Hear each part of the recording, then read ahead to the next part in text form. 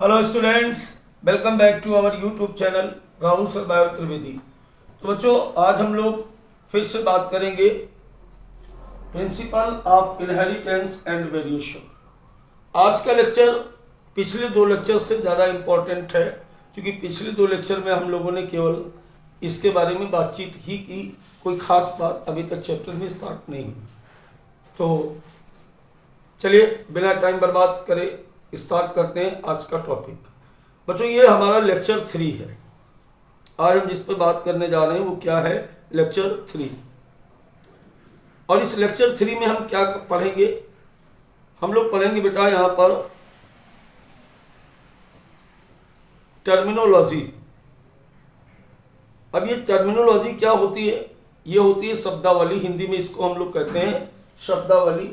और शब्दावली से क्या मतलब है? इसका मतलब क्या होता है बेटा? इसका मतलब बहुत साफ है कि जो जैसा कि आपसे मैंने कहा था कि मेंडल चेकोस्लोवाकिया में पैदा हुआ है। मेंडल इंडियन नहीं था, पता है? हाँ, चेकोस्लोवाकिया में पैदा हुआ, ऑस्ट्रिया में के ब्रून शहर में पैदा हुआ। तो इसने बहुत सारे जो टर्म यूज़ किए थे वो उसकी वहाँ की उस कंट्री के से रिलेटेड थे, या ग्रीक और लैटिन से रिलेटेड टर्म थे। और 99% स्टूडेंट को जेनेटिक्स इसीलिए बेटा समझ नहीं आती है। किस लिए समझ नहीं आती है? क्योंकि ये इन शब्दों का मतलब नहीं जानते। तो चलिए आज हम लोग बात करेंगे, चैप्टर को आगे बढ़ाते हैं कुछ खास प्रकार के शब्दों के साथ। तो पहले वन लाइन, फिर इसके बाद इसको पूरी तरह से हम डिस्क्राइब करेंगे। देखिए, बार बार आप देखते हो कि इन शब्दों का प्रयोग होता है कि जीन क्या है, जेनेटिक्स क्या है, हेरिडिटी क्या है, फैक्टर क्या है, एलील्स क्या है। और इसके अलावा यहाँ पर हम देख रहे हैं कि फिनोटाइप क्या है। फिनोटाइप के अलावा genotype, homozygous, heterozygous, back cross, test cross, और इसके अलावा मोनोहाइब्रिड क्रॉस, डाईहाइब्रिड क्रॉस, ऐसे कई सारे शब्द यहाँ पर यूज़ किए जाते हैं। और जब तक हम इन शब्दों के मतलब नहीं समझेंगे, अपनी मदर टंग में, अपनी भाषा में जब तक इनके मतलब नहीं समझेंगे, तब तक हमें जेनेटिक्स नहीं आएगी। ये बात हम आपसे दावे के साथ कह सकते हैं। तो चलिए, अगर आपसे वन लाइन यानी ऑप्शनल बात की जाए कि एक शब्द में आप ये बताएं कि जीन किसे कहते हैं, तो जीन का मतलब है यूनिट ऑफ हेरिडिटी। हिंदी की बात करें तो ये आनुवंशिकी की इकाई है। एक शब्द की बात हो रही है तो ये क्या है? ये है आनुवंशिकी की इकाई है। बात समझ में आया? ये क्या है बेटा? आनुवंशिकी की इकाई है। कैसे है ये थोड़ी देर बाद बात करेंगे हम। अब इसके बाद दूसरी बात हम करते हैं यहाँ पर कि gene is the unit of heredity का मतलब बेटा यहाँ पर ये हो गया कि जीन आनुवंशिकी की क्रियात्मक और स्ट्रक्चरल यूनिट होती है। दूसरी बात यहाँ पर जेनेटिक्स, पहले भी हम इस पर बात कर चुके हैं कि study of heredity and variation. आनुवंशिक लक्षण जो एक पीढ़ी से दूसरी पीढ़ी में जाते हैं उनका अध्ययन हेरिडिटी कहलाता है। और एक जनरेशन से दूसरे जनरेशन के बीच में जो अंतर होता है उसको हम वेरिएशन कहते हैं। हेरिडिटी और वेरिएशन को एक साथ मिला करके हम इसको बेटा बोलते हैं जेनेटिक्स बोलते हैं। अब तीसरे टर्म की अगर बात करें हेरिडिटी की, तो हेरिडिटी क्या है? Transmission of character from one generation to other generation. आनुवंशिक लक्षणों का या कुछ विशिष्ट प्रकार के लक्षणों का एक पीढ़ी से दूसरी पीढ़ी में जाना आनुवंशिक लक्षण कहलाता है। तीसरी अगर बात की जाए फैक्टर, ट्रेट डिटर्मिनेटिंग थिंग्स। इसका क्या मतलब हुआ कि मेंडल ने फैक्टर शब्द उनके लिए प्रयोग किया। किसके लिए? मेंडल से जब पूछा गया कि कोई भी आनुवंशिक लक्षण किसके द्वारा जाता है या किसके द्वारा निर्धारित किया जाता है, तो उसने सिर्फ इतना कहा कि कोई ऐसे फैक्टर या कारक हैं जो आनुवंशिक लक्षणों का निर्धारण करते हैं उसे फैक्टर कहा। आज बच्चों इसे हम क्या बोलते हैं, जीन्स कहते हैं। अब अगर हम बात करें एलील्स की, एलील्स की अगर बात की जाए तो alternative form of gene T and T. कहने का मतलब क्या हुआ कि एलील्स क्या है, हिंदी में हम इसको क्या बोलते हैं, हिंदी में बेटा इसको हम कहते हैं युग्म विकल्पी। क्या बोलते हैं इसको हम लोग, युग्म, इसे हम कहते हैं युग्म विकल्पी। क्या बोलते हैं इसको हिंदी में, युग्म विकल्पी कहते हैं। यानी किसी एक विशिष्ट लक्षण के, किसी एक खास लक्षण के जो अल्टरनेट फॉर्म होते हैं, जो उसके दूसरे रूप होते हैं जीन के, उसको हम लोग बोलते हैं एलील्स या युग्म विकल्पी। अब बात करें फिनोटाइप की, तो ये फिनोटाइप क्या है, फिनोटाइप वो लक्षण होते हैं जो बिना जीन को देखे बाहर से दिखाई देते हैं। क्या लिखा हुआ है, physical appearance of a character. किसी भी कैरेक्टर का जो फिजिकल अपीयरेंस होता है उसे हम कहते हैं, क्या कहते हैं, क्या कहते हैं बेटा इसको हम कहते हैं फिनोटाइप कैरेक्टर। जैसे अब कोई ये प्लांट बना हुआ है, अब ये प्लांट मान लीजिए लंबा बना हुआ है, ऐसे ये लॉन्ग है, तो अब इसमें जीन कैपिटल टी होंगे या कैपिटल टी स्मॉल टी होंगे, ये बता पाना मुश्किल है तब तक जब तक कि हम इनके जीन नहीं देखेंगे, है ना, तब तक बता पाना मुश्किल है कि ये क्या है। तो लेकिन फिजिकली हमें ये क्या दिख रहा है, फिजिकली तो हमें लॉन्ग दिख रहा है ना। तो किसी भी कैरेक्टर का जो फिजिकल अपीयरेंस होता है उसके पीछे जीन मत देखिए, उसे सिर्फ खुली आंखों से देखिए, और जो खुली आंखों से कैरेक्टर दिखाई देगा बेटा वो क्या है, वही फिनोटाइप कैरेक्टर है। चलिए अगले टर्म की अगर बात करें तो जीनोटाइप। अब जैसे जीनोटाइप की बात की जाए तो अभी हमने क्या कहा कि genetic constitution of a character, किसी कैरेक्टर का जेनेटिक कॉन्स्टिट्यूशन। जेनेटिक कॉन्स्टिट्यूशन का मतलब क्या हो गया कि जैसे अब यहाँ पर हम देख रहे हैं कि कोई भी ये लंबा पौधा है, अभी हमने बात की थी कि लॉन्ग प्लांट है, तो अब हमें ये बात जेनेटिक के द्वारा पता चल गई कि ये प्योर है या ये हाइब्रिड है, ये प्योर है या ये हाइब्रिड है। अब यहाँ से देखना है, यहाँ से अब इसका फिजिकल अपीयरेंस नहीं देखना। तो जब जीन के आधार पर किसी कैरेक्टर को हम डिसाइड करते हैं बच्चों, तो हम इसको क्या बोलेंगे, तब हम इसको बोलते हैं जीनोटाइप कैरेक्टर। राइट नाउ अब इसके बाद बात आई homozygous, a pair of smaller alleles capital T या स्मॉल टी। इसका मतलब ये हुआ, देखो यहाँ पर होमो का मतलब क्या है, समान, और जाइगस का मतलब यहाँ पर जाइगोट है। अगर किसी जाइगोट में मान लीजिए 2n का जाइगोट है, तो इस जाइगोट में अगर दोनों n एक ही जैसे आपको दिख रहे हैं तो ये होमोजाइगस हो जाएगा, और अगर ये आपको इस तरीके से दिख रहे हैं ऐसे, तो ये क्या दिख जाएगा आपको, तो ये आपको दिखा हेटेरोजाइगस। कहने का मतलब ए pair of smaller alleles capital T या स्मॉल टी, या जैसे अभी देखो यहाँ पर एक और बना लेते हैं। अब यहाँ पर हमने क्या किया कि यहाँ पर स्मॉल टी बनाए, तो दोनों जगह हम देख रहे हैं कि जो दोनों n है, ये देखिए ये दोनों n जो आपको दिख रहे हैं यहाँ पर, ये दोनों n दिख रहे हैं, ये दोनों क्या है, होमोजाइगस।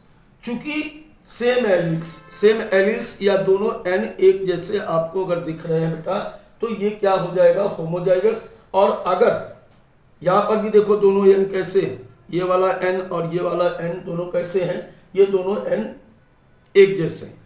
तो जब किसी जाइगोट में उपस्थित एलील्स या गैमेट्स या n नंबर ऑफ क्रोमोसोम एक जैसे रिप्रेजेंट होते हैं, तो इसको हम बोलते हैं होमोजाइगस। और अगर अलग दिख रहा है, यहाँ पर हम देखें, यहाँ पर देखो दोनों अलग अलग हैं, एक यहाँ पर बेटा कैपिटल टी है और दूसरा यहाँ पर स्मॉल टी है, तो इसको हम लोग क्या बोलेंगे, इसको हम लोग बोलेंगे हेटेरोजाइगस। अब देखो यहाँ पर एक बात और की गई, बैक क्रॉस। ये बैक क्रॉस क्या है, F1 generation of any of two parents, यानी जो F1 जनरेशन में आया है, F1 जनरेशन में कौन आया है, F1 जनरेशन में मान लीजिए कि कैपिटल टी का क्रॉस हमने स्मॉल टी के साथ कराया, पिछली क्लास में बताया था, तो हमेशा क्या आया, कैपिटल टी स्मॉल टी आएगा कि नहीं आएगा। अब इस कैपिटल टी स्मॉल टी को हमने क्या कहा, इसको हमने बेटा बोला F1। ये हमारी फर्स्ट जनरेशन।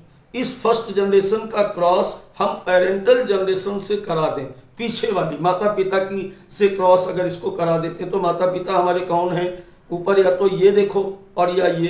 तो अगर इसका क्रॉस हम कैपिटल टी के साथ कराएं या कैपिटल स्मॉल टी के साथ कराएं तो इसको हम बोलते हैं बैक क्रॉस। समझ गए ना, पीछे वाली जनरेशन के साथ क्रॉस कराया जाता है तो इसको हम बैक क्रॉस कहते हैं। ये F1 generation cross with any of two parents, दोनों पेरेंट्स में से किसी एक के साथ अगर क्रॉस कराया जाता है तो इसको हम क्या बोलते हैं, इसको हम बोलते हैं बैक क्रॉस। अब अगर देखो टेस्ट क्रॉस की बात की जाए, टेस्ट क्रॉस में थोड़ी सी एक चीज ध्यान देंगे। टेस्ट क्रॉस में हमें क्या देखना है, टेस्ट क्रॉस में हम ये देखेंगे, जरा यहां पर ध्यान दीजिए। टेस्ट क्रॉस में हम ये देखेंगे कि जैसे कोई भी F1 आया, अब F1 क्या है, F1 हमारे पास कैपिटल टी स्मॉल टी है सपोज करो, इसका क्रॉस हम रिसेसिव पेरेंट के साथ कराएंगे केवल। तो रिसेसिव पेरेंट्स हमारा था कौन, रिसेसिव पेरेंट्स हमारा बच्चों था स्मॉल टी कौन था, स्मॉल टी था।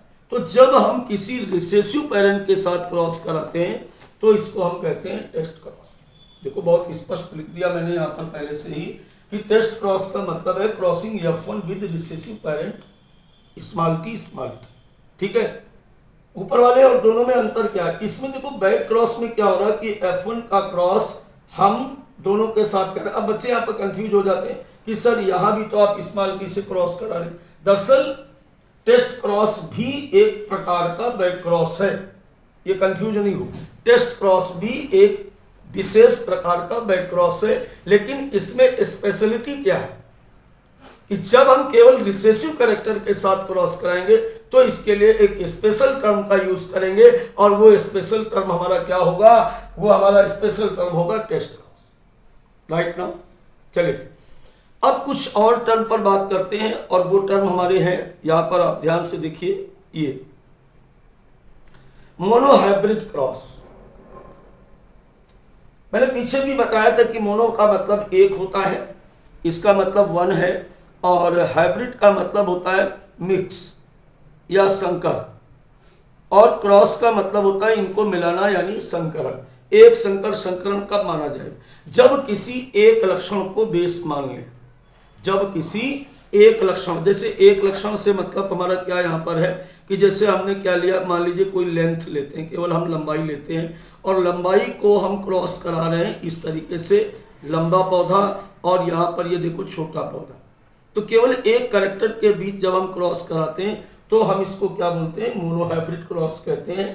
Crossing between two plants that are genetically different with a character, genetically different with a character.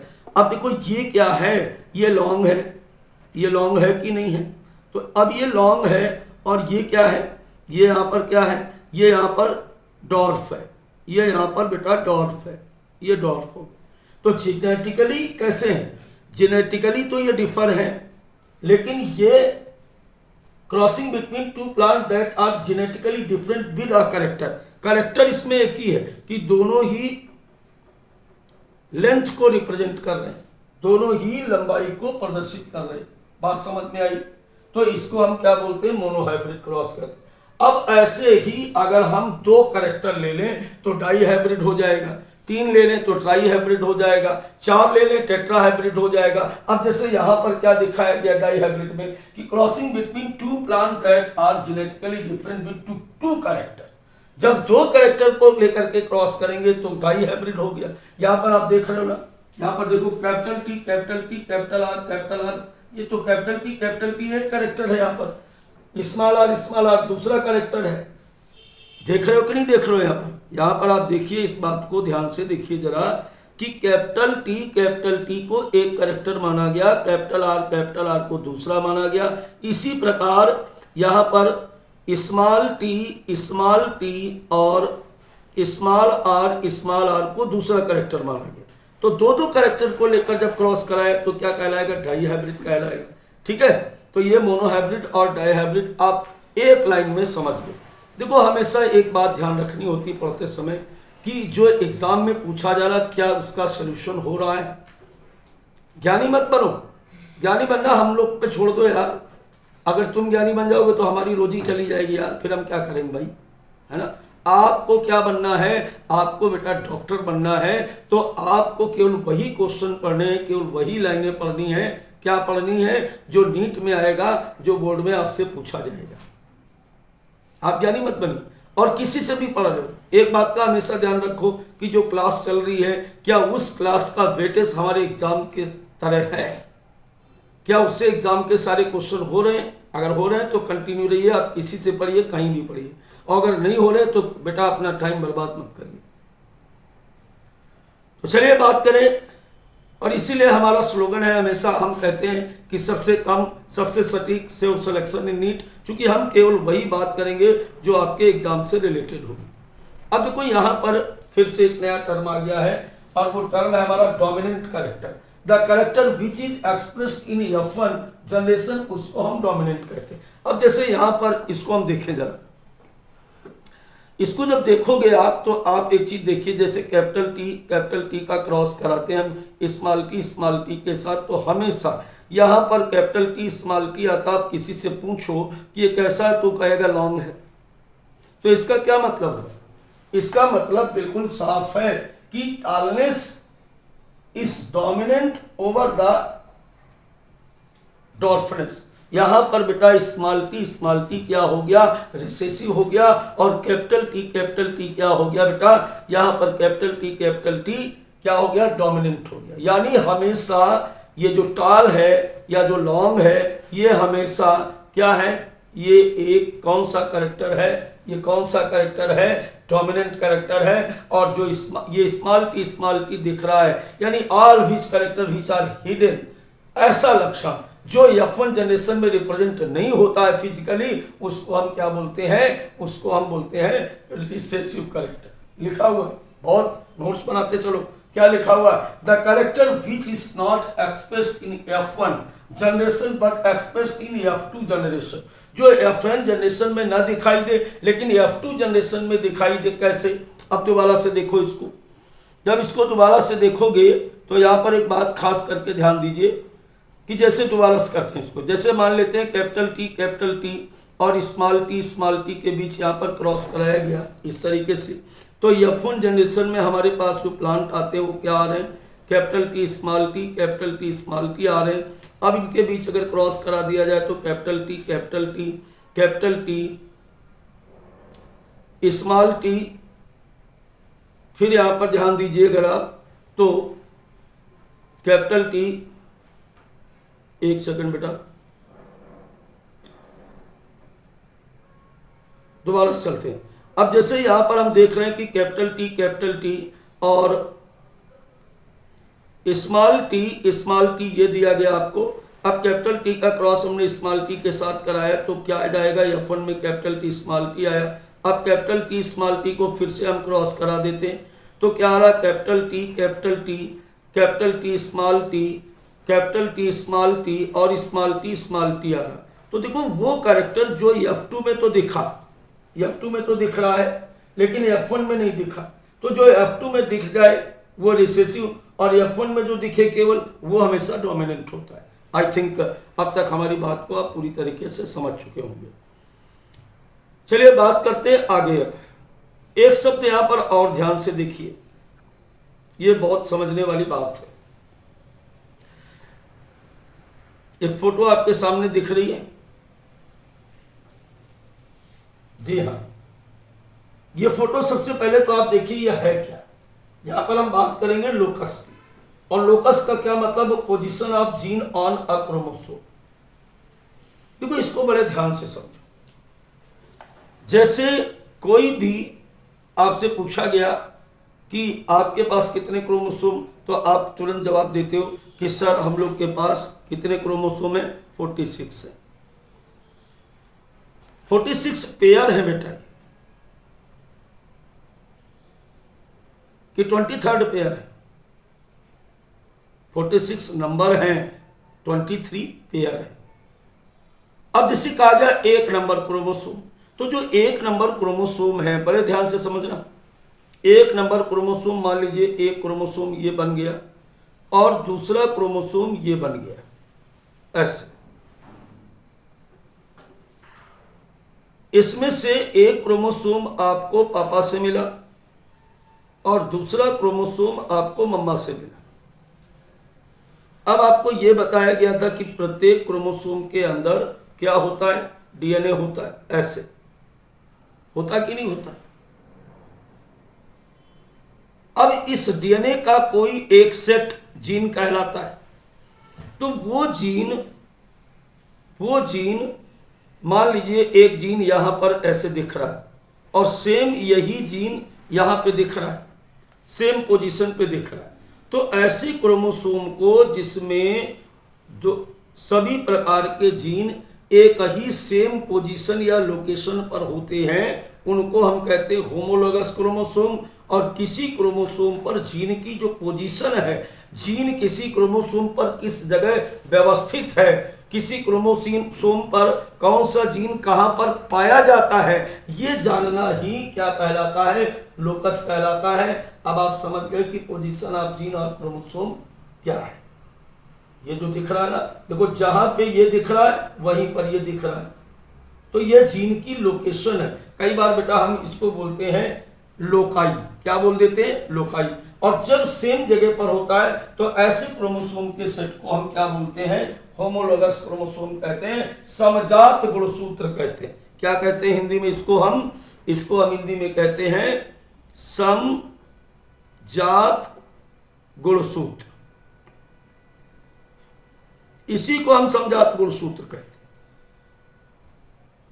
जब पापा और मम्मी वाले दोनों क्रोमोसोम पर जीन की व्यवस्था लगने की सेम हो, उनका स्थान सेम हो, तो ऐसे गुणसूत्र को हम समजात गुणसूत्र कहते हैं, या इंग्लिश में होमोलोगस क्रोमोसोम कहा जाता है। इतनी बात आपको समझ में आ चुकी है। चलिए अब सारी बातों को हम जरा डिटेल में पढ़ेंगे। कुछ बातें इनमें से जो डिटेल में पढ़ी जाएंगी। जैसे अगर आपसे एक क्वेश्चन है, यहाँ पर आप देख रहे हो लिखा हुआ है कि व्हाट आर एलील्स, युग्म विकल्पी किसे कहते हैं। एलील्स क्या है, एलील्स को हम हिंदी में कहते हैं युग्म विकल्पी। पहले भी बताया था मैंने, युग्म विकल्पी। Gene which code for a pair of contrasting traits are known as alleles. Gene which code for a pair of contrasting traits are known as alleles. They are slightly different forms of the same gene. If we use alphabetical symbols for each gene, then the capital letter is used for the trait except at the F1 means dominant, और जो नहीं दिखाई देता उसको हम कहते हैं recessive stage, and the small alphabet for the other traits. देखो इसमें जो लिखा है ये एनसीईआरटी बेसिक्स होता है। और एक बात आप ध्यान से सुन लो हमारी बात। जैसे हम मान लेते हैं कि हमारे पास एक कैरेक्टर है टाल, ये कोई कैरेक्टर है टाल। ये टालनेस क्या है, ये किसको रिप्रेजेंट कर रही बेटा, ये बेटा रिप्रेजेंट कर रही लेंथ को। किसको रिप्रेजेंट कर रही, लेंथ को। ये किसी भी पौधे की लंबाई का के लिए एक शब्द है। अब इस लंबाई को व्यक्त करने के लिए हमारे पास दो विकल्प हैं, या तो हम टाल कह दें या हम इसको क्या कहते हैं, डॉर्फ कह दें। ये दो विकल्प हैं और दो को क्या बोलते हैं, युग्म। जोड़ा बोलते हैं कि नहीं बोलते। यानी इस एक कैरेक्टर को लंबाई को हम दो तरीके से, दो विकल्प हमारे पास हैं कि या तो हम टाल के रूप में रिप्रेजेंट करें या हम डॉर्फ के रूप में रिप्रेजेंट करें। तो ये दोनों यानी टाल एंड डॉर्फ दोनों क्या हैं, एक दूसरे के लिए एलील्स हैं। अब समझ में आया कि इसको युग्म विकल्पी क्यों कहते हैं, कि दो विकल्प हैं किसी एक कैरेक्टर को व्यक्त करने के लिए। अगर दो से अधिक विकल्प होते तो सर क्या बोलते, तो बेटा इसको बोलते मल्टीपल एलीलिज्म। विकल्प कितने हैं, ऑब्जेक्टिव कितने हैं, ऑप्शन कितने हैं, इस पर फोकस करना। जितने ऑप्शन हैं उसको रिप्रेजेंट करने के, बोले चले जाए, कहीं जाना है, बोले हाँ चले जाओ, अब विकल्प कितने हैं कि पैदल जाएं, साइकिल से जाएं, कार से जाएं, ये उसके विकल्प हैं। तो लंबाई यहाँ पर एक लक्षण है, उसको अभिव्यक्त करने के लिए दो विकल्प हैं, या तो टाल या डॉर्फ। तो ये क्या हो गए, कोई भी दो कंट्रास्टिंग कैरेक्टर, दो विकल्प, दो ऑप्शन जिनके द्वारा किसी एक कैरेक्टर को हम रिप्रेजेंट कर सकते हैं, उसको हम कहते हैं युग्म विकल्पी, या उससे हम कहते हैं अलील्स। अब देखो यहाँ पर जो बात लिखी थी, they are slightly different from the same gene. Same gene यहाँ पर क्या है, लेंथ, ये थोड़े थोड़े एक दूसरे से डिफरेंट होते हैं। अब if we use alphabetically symbol for each gene, अगर तो एक को हम टाल से और दूसरे को हम स्मॉल लेटर से क्या कर सकते हैं, रिप्रेजेंट कर सकते हैं। जब टाल है तो टाल के लिए हम कैपिटल टी का प्रयोग कर लें, और डॉर्फ के लिए हम स्मॉल टी का यूज कर लें। ये कोई बड़ी बात नहीं लिखी। फिर क्या लिखा है, capital letter is use for the trait expressed at F1 और hybrid stage and the small alphabet the other trait. जो F1 में दिखाई दे, तो अगर इनके बीच क्रॉस कराओगे तो क्या दिखता है, हमेशा ये दिखेगा कि नहीं दिखेगा। तो कैपिटल लेटर को हम डोमिनेंट के लिए और स्मॉल लेटर को हमेशा हम रिसेसिव के लिए प्रयुक्त करते हैं। तो आई थिंक क्लियर हो गया कि क्या अलील्स किसे कहते हैं। अब देखिए, जैसे यहां पर for example in case of the character of height, यही चीज मैं पीछे समझा रहा था कि capital T and T R alleles of each other, दोनों ही एक दूसरे के लिए, मैंने क्या कहा था, हाइट ये है, और इस हाइट को रिप्रेजेंट करने के लिए हमारे पास दो विकल्प है, कैपिटल टी और स्मॉल टी। तो बोथ आर द एलील्स, ये उसके स्लाइटली डिफरेंट फॉर्म है किसके, हाइट को रिप्रेजेंट करने के लिए। यहां पर बहुत ही फोकस करके मैंने लिखा कि capital T use for the tall traits and small T for the dwarf. देखो, अगर आज की क्लास समझ में नहीं आई तो आपको जेनेटिक्स नहीं आएगी, मैं दावे से कह सकता हूं। और अगर आज की क्लास आपको समझ में आ गई तो कोई भी आपको जेनेटिक्स समझने से रोक नहीं सकता है। कोई भी सवाल नीट का ऐसा नहीं होगा जो आपको ना आता हो, क्योंकि मामला यही है कि आपको समझ क्या नहीं आता, इनके ये शब्द नहीं समझ में आते। आप इसे बायोलॉजी की तरह मत पढ़े बेटा, ये बायोलॉजी की तरह नहीं है ना, ये समथिंग इज डिफर। अब देखो यहां पर hence in plant the possible pair of alleles for height would be, कितने विकल्प हो सकते हैं। देखो यहां पर capital T capital T, capital T small T, small T small T. अब देखो यहां पर जेनेटिकली अगर इनको हम देखें तो ये क्या है, यहां पर अगर देखो तो इसको हम प्योर टाल के रूप में कह सकते हो, ये प्योर टाल हो गया, ठीक है। अगर हम बीच वाले की बात करें तो ये क्या हो गया, हाइब्रिड हो गया, ये हाइब्रिड हो गया। और ये कैसा है, ये प्योर डॉर्फ है, ये प्योर डॉर्फ है। क्लियर हो गया कि hence in plant the possible pair of alleles for height would be, किसी भी कैरेक्टर के लिए, जरूरी नहीं कि आप हाइट के लिए, कोई भी कैरेक्टर लें उसके लिए कितने विकल्प हैं, और वही विकल्प उसके लिए अलील्स है। क्लियर हो गया, आगे बढ़ो। Mendel also proposed that in a true breeding tall or dwarf P variety the allele pair of gene for height are identical or homozygous। अगर दोनों हैं तो ये homozygous और स्मॉल टी रिस्पेक्टिवली। देखो किसी भी फॉर्म में लिखा, Mendel also propose that in a true breeding line. देखो यहाँ पर पिछली क्लास में मैंने बताया था कि ट्रू ब्रीडिंग लाइन किससे कहते हैं, जब दो के बीच आपस में क्रॉस कराया जाए, जैसे कैपिटल टी के बीच हम क्रॉस कराएं तो स्टेबल रूप से यही कैरेक्टर बार बार आएगा।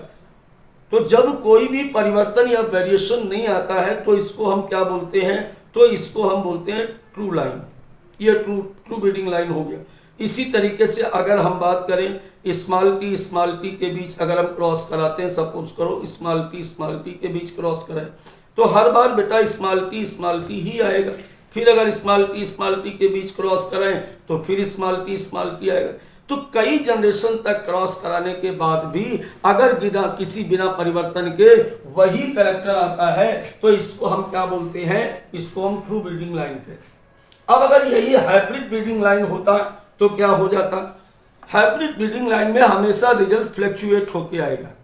जीनिक देखो, अगर अब यहाँ पर अब क्या कर रहे हैं, मान लीजिए हम यहाँ पर कैपिटल टी और स्मॉल टी के बीच क्रॉस कराते हैं, और यहाँ पर देखो कैपिटल टी स्मॉल टी आ गया, तो यहाँ तो स्टेबल नहीं रहा करेक्टर। यहाँ करेक्टर स्टेबल कहाँ है, यहाँ पर करेक्टर स्टेबल नहीं है, ये तो अलग प्रकार का करेक्टर यहाँ पर आ गया कि नहीं आ गया। जब अलग प्रकार का करेक्टर आया तो ये क्या कहलाएगा, इसको हम बोलेंगे हाइब्रिड लाइन। क्लियर हो गया? घबराइए नहीं, सीखिए, साइंस रटी नहीं जाती। साइंस अगर इतनी सरल होती तो दुनिया का हर बच्चा वैज्ञानिक बन जाता। इसकी एक एक चीज को समझिए और क्वेश्चन लगाइए। आप रट करके केवल कितने क्वेश्चन कर सकते हो, 70। एनसीईआरटी लाइन टू लाइन पढ़ करके कितने क्वेश्चन कर सकते हो, 70। That is not sufficient. Merit कहाँ जा रही, 610 612 पर लास्ट सी छूटी। समझिए, कुछ ऐसे भी थे इस एग्जाम में जिन्होंने 720 में 720 नंबर लिए। आखिर कुछ तो उनमें होगा, उनमें कुछ नहीं था, वो अलग नहीं थे, उनके पढ़ने का तरीका अलग था। वो क्वेश्चन लगाते थे, जहाँ पे फंसे वहाँ पर पता चला कि ये गलती रह गई। रिपीटर के साथ यही प्रॉब्लम है कि जब वो पढ़ने बैठता तो उसे लगता कि सब कुछ आता है, जब क्वेश्चन करता तो 70 से ऊपर हो नहीं पाते। क्योंकि भाई जब क्वेश्चन प्रैक्टिस आपकी नहीं है तो कुछ नहीं होगा। अब जैसे पढ़ रहे हो, इसके बाद आपका काम ये है, तो बेटा क्वेश्चन जरूर करते रहिए। बात को आगे बढ़ाते हैं, बातें नहीं करनी चाहिए क्योंकि आपका टाइम बहुत कीमती है। और आगे देखिए, एक शब्द बार बार लिखा गया, ट्रेड्स। कई बार हम लोग क्या हो जाते हैं, कई बार हम कंफ्यूज हो जाते हैं। दरअसल जो ट्रेड्स है वही अलील्स था। Mendel notice each character appear in offspring as two alternative form. अब हाइट के लिए जैसे tall and dwarf, position of flower के लिए एक्सिलरी एंड टर्मिनल, इसी प्रकार से और भी कैरेक्टर। तो एक तरीके से हम यहाँ पर कह सकते हैं, क्या कहना है हमको, कि जिसको हम अलील कह रहे थे दरअसल वो क्या है, वो ये। और यहां जिसको हम कैरेक्टर कह रहे थे वो क्या है, हाइट। तो ये जो ट्रेट है, ये जो ट्रेट्स आपको दिख रहा है, ये ट्रेट्स ही हमारा क्या है, अलील्स है।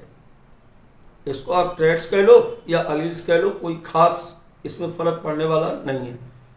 अब यहाँ भी वही चीज दिखाई गई कि स्टेम हाइट क्या है। स्टेम हाइट यहाँ पर एक बेटा कैरेक्टर है, ये क्या है, यहाँ पर एक कैरेक्टर है, ये कैरेक्टर है।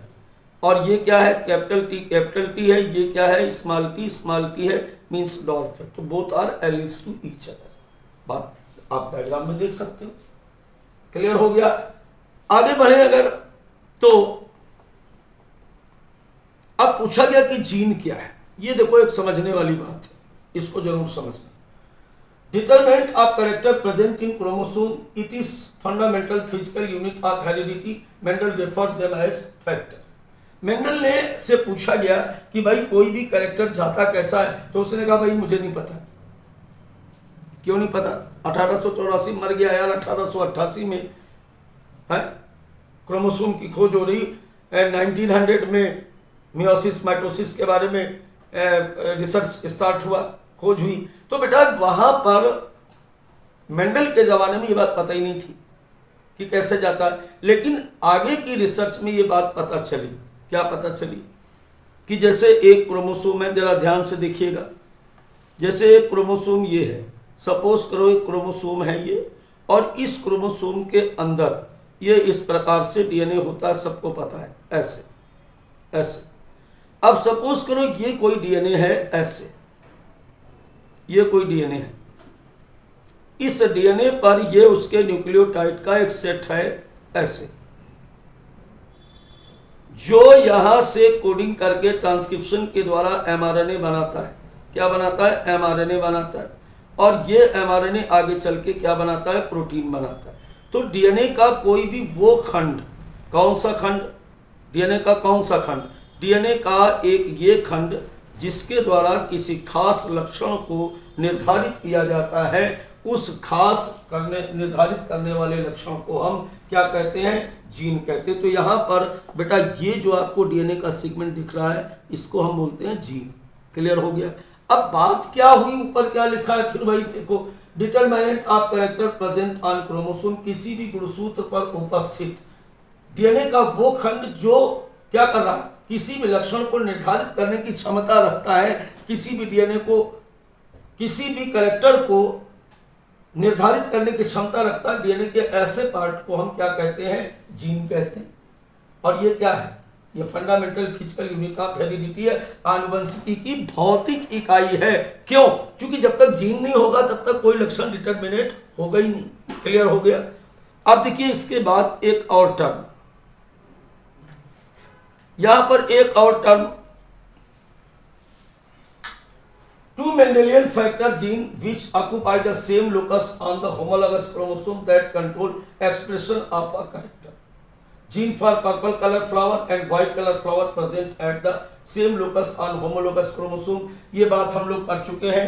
लोकाई की बात कर रहा है, लोकस की बात कर रहा है कि किसी क्रोमोसोम पर, किसी भी गुणसूत्र पर किसी खास लक्षण के लिए निश्चित स्थान पर ही क्या पाए जाते हैं, क्या पाए जाते हैं, जीन पाए जाते हैं। और जीन क्रोमोसोम पर किस स्थान पर है उस स्थान को हम लोकाई कहते हैं। जरा इसको यहाँ पर भी देख सकते हो कि जैसे ये कोई क्रोमोसोम है, यहाँ पर A B C D E जो भी लिखा हुआ है, तो पहली बात तो ये क्या बता रहा है कि किसी भी डीएनए पर जो जीन होते हैं वो जीन लीनियर फॉर्म में होते हैं।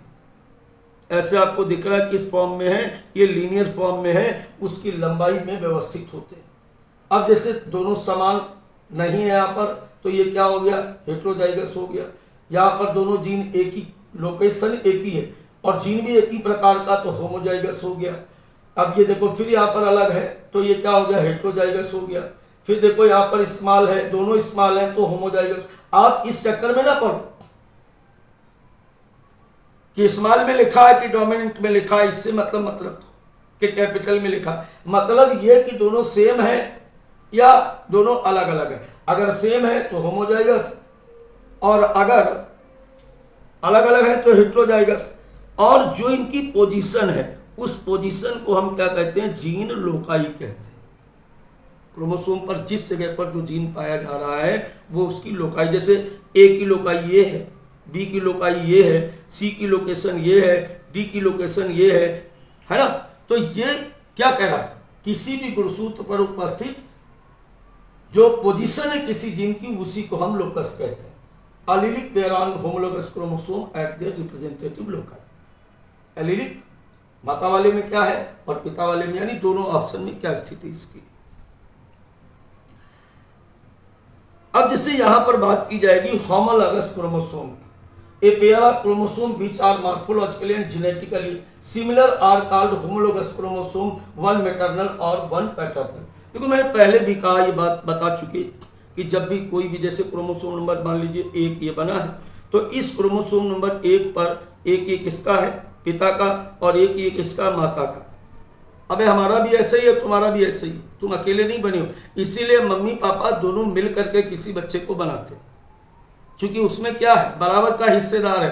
कोई ये नहीं कह सकता कि केवल मेरा बेटा है, हाँ मम्मी कह रही मेरा अकेले और पापा कहते मेरा अकेले, ऐसा नहीं है। हर कोशिका के अंदर उपस्थित गुणसूत्रों के पेयर में बराबर की साझेदारी है। और जब दोनों क्रोमोसोम बिल्कुल एक जैसे, अब देखो ना इनको, इसीलिए कलर किया गया भाई, बिल्कुल देखो, इसकी टोपी देखो, इसकी टोपी देख लो, इसकी पूंछ देखो, इसकी पूंछ देखो, बिल्कुल एक जैसा दिख रहा है कि नहीं दिख रहा है, बोलो दिख रहा है कि नहीं दिख रहा है, बोलो।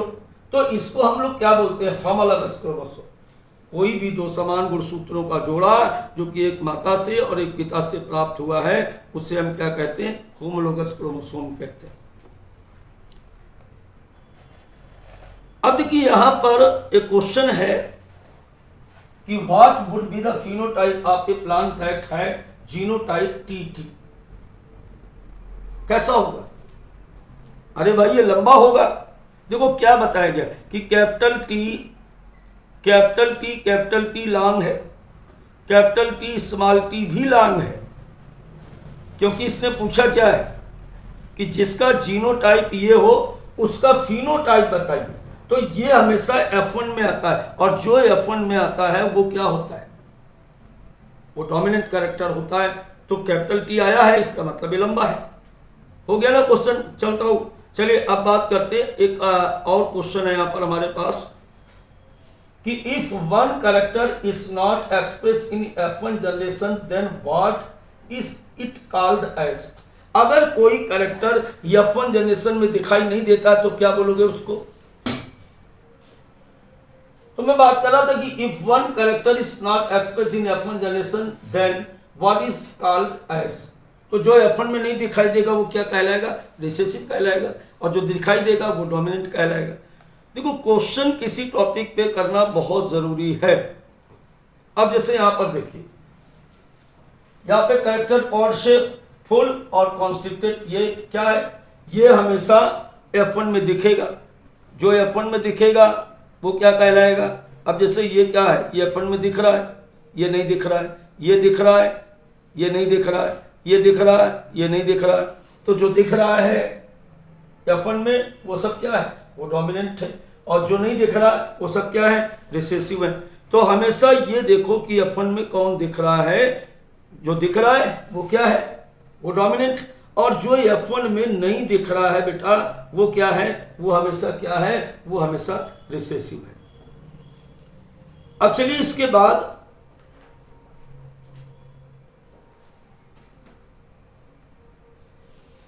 in this cross T for tallness is dominant over T for dwarfness that is recessive. Alleles can be similar as in the case of homozygous capital T small t यानी पूरी क्लास की समरी थोड़ी सी, can be dissimilar as in the case of heterozygous।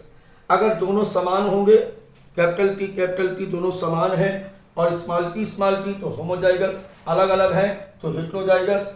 Gene are controlling one character, अगर एक लक्षण के आधार पर cross हो रहा है तो मोनोहाइब्रिड, ठीक है। तो यानी कैपिटल टी स्मॉल टी के साथ क्रॉस कराया जाएगा तो ये क्या हो जाएगा, ये हमारा हो जाएगा होमोजाइगस, ठीक है। आगे देखिए क्वेश्चन और है, टाल and dwarf plant produce gametes by the process of meiosis. कोई भी गैमेट्स बनता कैसे, अर्धसूत्री कोशिका विभाजन से गैमेट बनते हैं, सबको ये बात पता है। The allele of parental pair separate or segregate for each other and only one allele is transmitted into a gametes।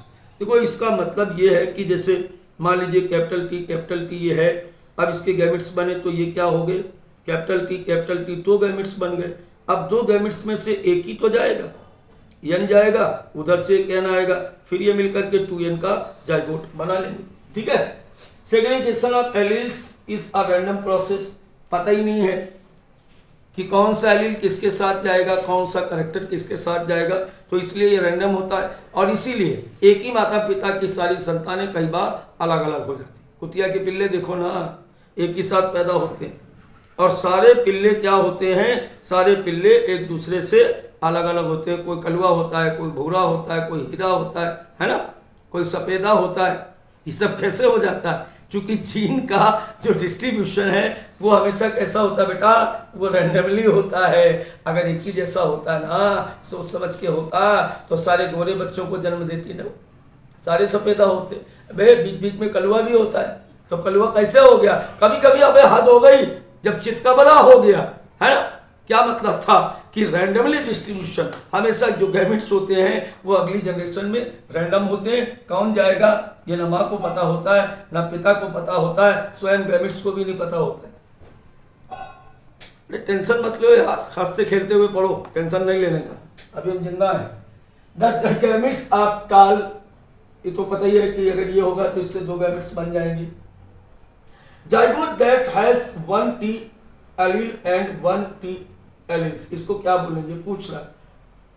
अरे भाई गलत पूछ रहा है, इसको बता दो, क्या बताना है इसको बता दो कि ये हाइब्रिड होगा, ये क्या होगा, हाइब्रिड होगा, या ये हेटेरोजाइगस होगा। क्या होगा, हेटेरोजाइगस होगा। क्लियर हो गई बात। तो क्या होगा, ये हेटेरोजाइगस होगा, पहले ही मैंने बता दिया कि ये हेटेरोजाइगस होगा। क्लियर हो गई बात। अब देखो यहाँ पर एक बात हमारी बहुत ध्यान से समझो। बात क्या समझनी हमको? हमको बात ये समझनी कि पहले तो हम ये बता रहे हैं कि ये क्लास हो गई ख़त्म। दूसरी बात ये समझ लो कि अगली क्लास बेटा तभी पढ़ना जब इस क्लास को तैयार कर लेना, वरना कुछ नहीं आने वाला जेनेटिक्स में आगे। हम फेंकते नहीं, बांधते नहीं, जो होता है मुँह पे ऑफलाइन पढ़ाते हैं तब भी बोल देते हैं और यहाँ से भी बोल रहे हैं। थैंक यू, फिर मिलते हैं एक अगली क्लास में। बाय बाय बच्चों। हाँ यार ये तो भूल ही गए, सब लोग बोलते हैं, चलो हम भी बोल देते हैं कि खुद भी जुड़े रहें और भी लोगों को हमारे साथ जोड़ें। आप समझ पा रहे हो हम क्या कह रहे हैं? अरे भाई कुछ नहीं, सब्सक्राइब करें, लाइक करें, शेयर करें। अब ये तो कोई भी जो पढ़ाता है, कोई भी यूट्यूबर है, सब बोलता है, हम भी बोल देते हैं। अब ये देखो अगर क्वालिटी लग रही तो जरूर करें। फिर मिलते हैं, बाय बाय।